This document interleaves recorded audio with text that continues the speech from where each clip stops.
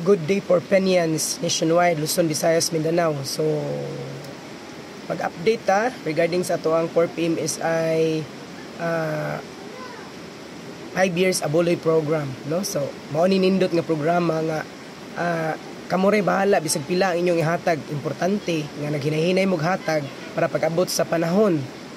Kompyuton na to inyong nahatag nga abuloy, and then i-minus dito sa mapili ninyo nga serbisyo para makahatag yung tag-serbisyo sa tanang mga tao. Okay, so ang naipangutana nga, kung panalitan ay mahitabo sa membro, asa man sila, unsa may lang buhaton, ug asa sila mo paingon. Simple ra gyud kaayo. Pag once na ay mahitabo sa inyong pamilya or sa membro, dapat mo contact mo sa inyong coordinator or sa admin. Unya, moadto dayon mo sa office sa 4 PMSI, kung asa dapit ang office nga duol ra mo, moadto mo didto, dalon ninyo ang inyong 4 PMSI form, 4 PMSI ID, o ang inyong updated nga abuloy receipt. No? So, unsa to? Grabe ka simple.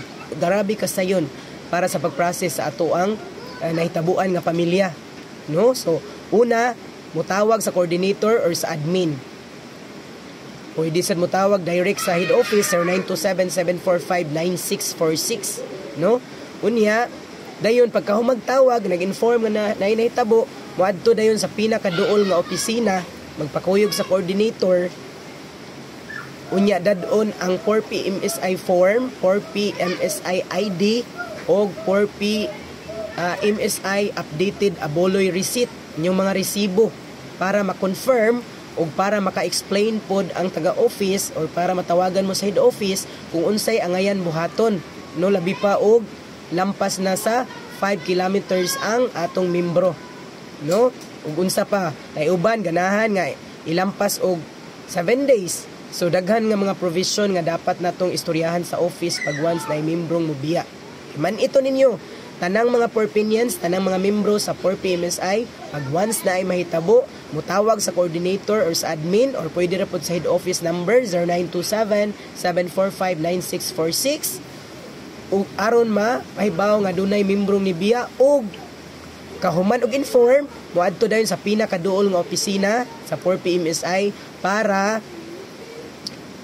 mag-confirm, no, para mag-confirm sa iyang sa membro nga ni biya, no, ug sa ug ma-instructan sa taga-office kung unsay buhaton.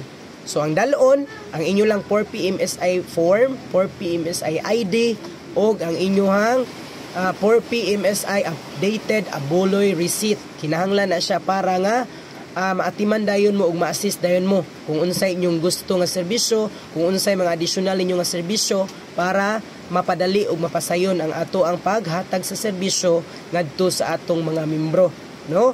So importante nga ato nang masabtan ug ato pud nang i-share sa tanan natong mga membro para mas mapadali ang flow sa ato ang hatag sa benepisyo ug serbisyo ngadto sa atong membro.